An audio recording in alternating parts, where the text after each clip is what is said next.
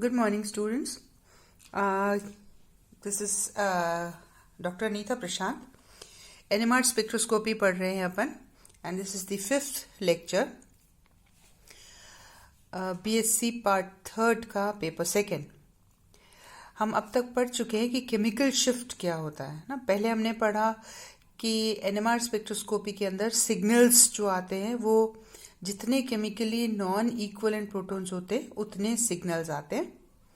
फिर दूसरा अपन ने पढ़ा पोजीशन ऑफ सिग्नल्स में कि ये डिपेंड करता है कि उन प्रोटॉन्स का इलेक्ट्रॉनिक एनवायरनमेंट कैसा है, उसके ऊपर डिपेंड करता है कि ये कहाँ आते हैं, है ना. और इसके साथ में हमने ये डिस्कस किया कि रेफरेंस हम लेते हैं TMS और उससे पोजीशन देखते हैं सिग्नल की.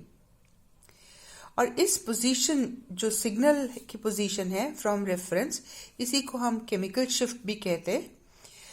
तो उस केमिकल शिफ्ट को डिटरमिन करने के लिए क्या फैक्टर्स हैं उसके बारे में आज पढ़ते हैं. Factors affecting chemical shift. Basically 3 factors हैं. पहला इंडक्टिव इफेक्ट, दूसरा एनाइसोट्रोपिक इफेक्ट, तीसरा हाइड्रोकार्बन, और एक और इफेक्ट है जो कि हाइड्रोकार्बन से ही हाइड्रोजन बॉन्डिंग से लिंक्ड है, वो है टेम्परेचर.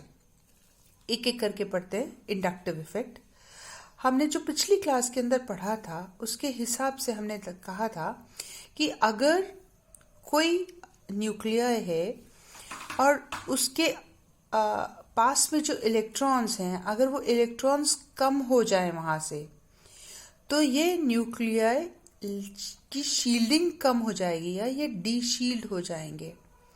और अगर ये डीशील्ड हो जाएंगे तो ये डाउनफील्ड पोजीशन के ऊपर सिग्नल देंगे. तो वही है कि अगर हमने कोई इलेक्ट्रोनेगेटिव ग्रुप लगा दिया, नेगेटिव एटम लगा दिया, तो वो इलेक्ट्रॉन्स खींचेगा और इलेक्ट्रॉन्स खींचने से हमारे प्रोटॉन के ऊपर इलेक्ट्रॉन डेंसिटी कम हो जाएगी और वो डाउनफील्ड पोजीशन के ऊपर आएगा. एग्जाम्पल देखें. अगर ये अल्काइल ग्रुप के साथ में CH3 लगाए, इन प्रोटॉन्स के बारे में बात करें तो यहाँ alkyl group electron donating group है प्लस आई इफेक्ट से. तो ये प्रोटॉन्स का सिग्नल जो है वो 0.8 to 1 ppm के बीच में आता है. अब हम इलेक्ट्रोनेगेटिविटी बढ़ाते जाएं कि इस R की जगह S है या नाइट्रोजन है, ऑक्सीजन है या हाइड्रोजन है, दैट इज फ्लोरीन है, हाईएस्ट इलेक्ट्रोनेगेटिविटी वाला एटम. हमने धीरे धीरे इलेक्ट्रोनेगेटिविटी बढ़ा दी और इस इलेक्ट्रोनेगेटिविटी बढ़ाने के साथ हम देखते हैं कि ये जो मिथाइल के प्रोटॉन्स हैं ये डाउनफील्ड पोजीशन के ऊपर सिग्नल शिफ्ट हो जाता है. अगर सल्फर था तो 2.1, अगर नाइट्रोजन तो 2.3, ऑक्सीजन विच इज इलेक्ट्रोनेगेटिव 3.3, और इलेक्ट्रोनेगेटिविटी बढ़ा दी हमने तो 4.3. यानी जैसे जैसे हमने इलेक्ट्रोनेगेटिविटी बढ़ाई, जैसे जैसे -I का इम्पैक्ट बढ़ा, वैसे वैसे इन प्रोटॉन्स के ऊपर शील्डिंग कम हो गई, या हम कहें कि इलेक्ट्रॉन्स की जो शील्ड थी वो हल्की पड़ गई और इसलिए ये डाउनफील्ड पोजीशन के ऊपर शिफ्ट हो गए.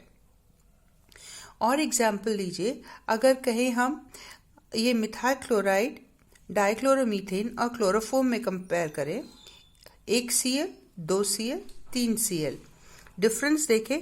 जैसे ही हम Cl का नंबर बढ़ा रहे हैं तो ये हमारे डाउनफील्ड पोजीशन के ऊपर सिग्नल आ रहे हैं. जो क्लोरोफॉर्म है उसके अंदर 3 Cl है, तो ये मोर और लेस वहाँ आ रहा है जहाँ पर एरोमेटिक प्रोटॉन्स आते हैं.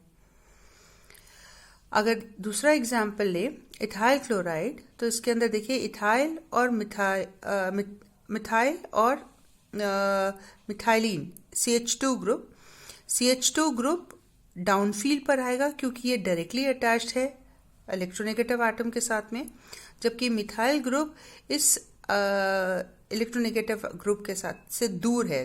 मतलब -I इफेक्ट चेन के अंदर घटता जाता है, तो इसके ऊपर -I इफेक्ट कम है, तो ये कंपैरेटिवली अपफील्ड पोजीशन के ऊपर आएगा. ये तो एक बात थी कि ग्रुप अगर -I इफेक्ट दिखाता है तो क्या इम्पैक्ट होएगा. अगर वही ग्रुप +I इफेक्ट दिखाता है तो +I इफेक्ट दिखाने वाले ग्रुप्स जो हैं अगर वो लगे हों तो जो प्रोटॉन का सिग्नल है वो अपफील्ड पोजीशन के ऊपर शिफ्ट हो जाएगा। क्यों, ऐसा क्यों होगा? इसलिए क्योंकि प्लस आई इफेक्ट से इलेक्ट्रॉन डोनेशन हो रही है। इलेक्ट्रॉन अगर दे रहा है तो यहाँ इलेक्ट्रॉन शील्ड बढ़ जाएगी, इलेक्ट्रॉन डेंसिटी बढ़ जाएगी, और इलेक्ट्रॉन डेंसिटी बढ़ जाएगी तो सिग्नल जो रेजोनेंस की वजह से आता है उसके लिए हमें ज़्यादा पावर देनी पड़ेगी, और ये रिलेटिवली अपफील्ड पोजीशन के ऊपर सिग्नल आएगा, right? So this signal comes at 0.9 ppm. Next effect is anisotropic effect. Anisotropic effect के बारे में हम पढ़ चुके हैं, जहां हमने कहा था कि हम बेंजीन मॉलिक्यूल को जब एक्सटर्नल मैग्नेटिक फील्ड के अंदर रखते हैं तो ये मॉलिक्यूल अपने आप को इस तरीके से ओरिएंट करता है। अगर ये एक्सटर्नल मैग्नेटिक फील्ड है तो ये मॉलिक्यूल अपने आप को इस तरीके से ओरिएंट करता है कि जहाँ सेकेंडरी मैग्नेटिक फील्ड और जो अप्लाइड मैग्नेटिक फील्ड है वो प्रोटॉन के ऊपर एक ही डायरेक्शन में होते हैं, रेनफोर्स करते हैं, और ऐसा होता है तो ये डीशील्ड हो जाते हैं प्रोटॉन्स, और ये काफ़ी डाउनफील्ड पोजीशन पर आते हैं। अगर किसी कंपाउंड के अंदर 7 to 8 ppm के बीच में सिग्नल आता है तो ये काफ़ी कुछ हमें इंडिकेट करता है कि ये एरोमेटिक प्रोटॉन्स हैं, क्योंकि एरोमेटिक प्रोटॉन्स इसी रेंज के अंदर एब्जॉर्ब करते हैं। क्यों करते हैं? क्योंकि ये मॉलिक्यूल्स अपने आप को एक्सटर्नल मैग्नेटिक फील्ड में इस तरीके से ओरिएंट करता है। देखिए एग्जाम्पल, अगर हम इथाइलिन देखें तो इथाइलिन के अंदर भी वही ये मॉलिक्यूल अपने आप को इस तरीके से ओरिएंट करता है, और हम ये पढ़ चुके हैं जब हमने एसिटिलीन की बात की तो एसिटिलीन का मॉलिक्यूल इस तरीके से ओरिएंट करता था अपने आप को, है ना? तो इथाइलिन जो है वो 4.9 to 5.9 ppm पर एब्जॉर्ब कर रहा है, that is down field, but acetylene जो है वो इसके कंपैरिजन में अपफील्ड पोजीशन के ऊपर एब्जॉर्ब करेगा। इसी तरीके से एल्डिहाइडिक प्रोटॉन्स ये इतने ज़्यादा डीशील्ड हो जाते हैं कि ऑलमोस्ट हमारी स्केल एंड होने के टाइम पर यानी 9 to 10 ppm के अराउंड सिग्नल देते हैं। तो ये मॉलिक्यूल अपने आप को एक्सटर्नल मैग्नेटिक फील्ड में कैसे ओरिएंट करता है, इसे ही हम एनाइसोट्रोपिक इफेक्ट कहते हैं, जो डिसाइड करता है कि उस प्रोटॉन का सिग्नल कहाँ आएगा। अगर कंपाउंड के अंदर कुछ ऐसा कंपाउंड है जिसके अंदर अल्फा पोजीशन के ऊपर कार्बोनिल ग्रुप है ना, सॉरी ये कहें कि कार्बोनिल ग्रुप के अल्फा पोजीशन के ऊपर अल्काइल ग्रुप्स हैं।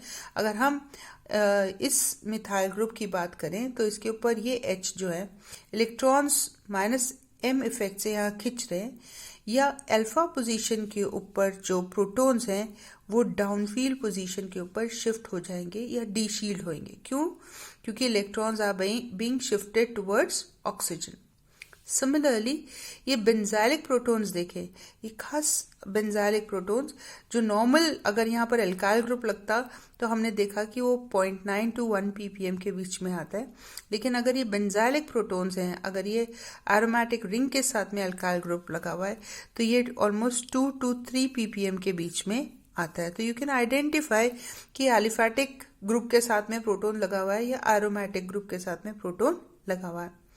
इसी तरीके से अलाइलिक ग्रुप है, अगर ये प्रोटॉन्स की बात करें, अलाइल प्रोटॉन्स, तो इलेक्ट्रॉन्स यहाँ से इस तरीके से खिंच रहे हैं, इलेक्ट्रॉन डेंसिटी कम हो रही है, ये डीशील्ड हो जाते हैं, डाउनफील्ड पोजीशन के ऊपर सिग्नल आता है।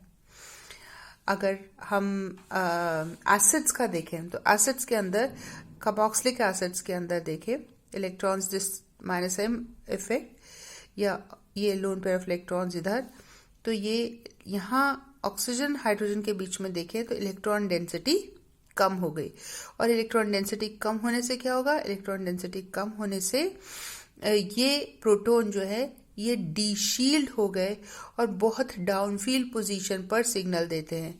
यानी ये जो सिग्नल दे रहे हैं ये 10.5 to 12 ppm, हमारी स्केल तो 0 to 10 ppm की है। ये जो एसिडिक प्रोटॉन्स का जो सिग्नल आता है ये हल्का सा ऊपर ड्रॉ किया जाता है और इसे कहा जाता है कि ऑफ रेजोनेंस स्पेक्ट्रा है, क्योंकि 0 to 10 की हमारी स्केल थी, और ये जो सिग्नल आ रहा है ये 10 से 12 ppm के बीच में आ रहा है। तो हमने देखा कि अगर कोई इलेक्ट्रोनेगेटिव ग्रुप लगाए तो वो इलेक्ट्रॉन डेंसिटी को कम कर देगा और सिग्नल डाउनफील्ड पोजीशन पर शिफ्ट हो जाएगा। अगर कोई इलेक्ट्रॉन डोनेटिंग ग्रुप है तो इलेक्ट्रॉन डेंसिटी बढ़ जाएगी और सिग्नल जो है वो अपफील्ड पोजीशन के ऊपर आएगा। हाइड्रोजन बॉन्डिंग, ये एक फैक्टर ये भी इफेक्ट करता है हाइड्रोजन बॉन्डिंग, क्योंकि हाइड्रोजन बॉन्डिंग के साथ जैसे जैसे जहां हाइड्रोजन बॉन्डिंग होती है वहां इलेक्ट्रॉन डेंसिटी घट जाती है OH बॉन्ड की, है ना। तो अगर इलेक्ट्रॉन डेंसिटी घट जाती है तो डेफिनेटली हाइड्रोजन बॉन्डिंग की वजह से डीशील्डिंग होगी, सिग्नल डाउनफील्ड पोजीशन पर आएगा। एग्जाम्पल देखें, अगर अल्कोहल हम फ्री डाइल्यूट सोल्यूशन के अंदर देखें तो फ्री अल्कोहल के अंदर ये जो H है, ये प्रोटॉन है, ये 0.5 से 1 ppm के बीच में आता है। लेकिन अगर यही अल्कोहल कॉन्सेंट्रेटेड सोल्यूशन के अंदर देखें तो कॉन्सेंट्रेटेड सोल्यूशन के अंदर स्ट्रॉन्ग हाइड्रोजन बॉन्डिंग हो जाती है। हाइड्रोजन बॉन्डिंग होने की वजह से इलेक्ट्रॉन डेंसिटी इस हाइड्रोजन के ऊपर कम हो जाती है और ये डाउनफील्ड पोजीशन पर शिफ्ट हो जाते हैं। तो ये आते हैं 4 to 5 ppm के बीच में। और मजे की बात ये कि इन कंपाउंड्स के ऊपर जिनके अंदर हाइड्रोजन बॉन्डिंग होती है उनके अंदर टेम्परेचर का इम्पैक्ट भी होता है, क्योंकि टेम्परेचर बढ़ाने के साथ में ये हाइड्रोजन बॉन्ड टूट जाते हैं। इसका मतलब टेम्परेचर बढ़ाने के साथ में क्या होगा, ये डाउनफील्ड से अपफील्ड पोजीशन के ऊपर शिफ्ट होएगा, हाई फील्ड शिफ्ट होएगी। जैसे जैसे हम टेम्परेचर बढ़ाएंगे ऐसे ग्रुप्स में जहां OH है, NH है, SH है, जहां पर हाइड्रोजन बॉन्डिंग हो सकती है, टेम्परेचर बढ़ाने के साथ में ये डाउनफील्ड पोजीशन से अपफील्ड पोजीशन के ऊपर शिफ्ट होंगे।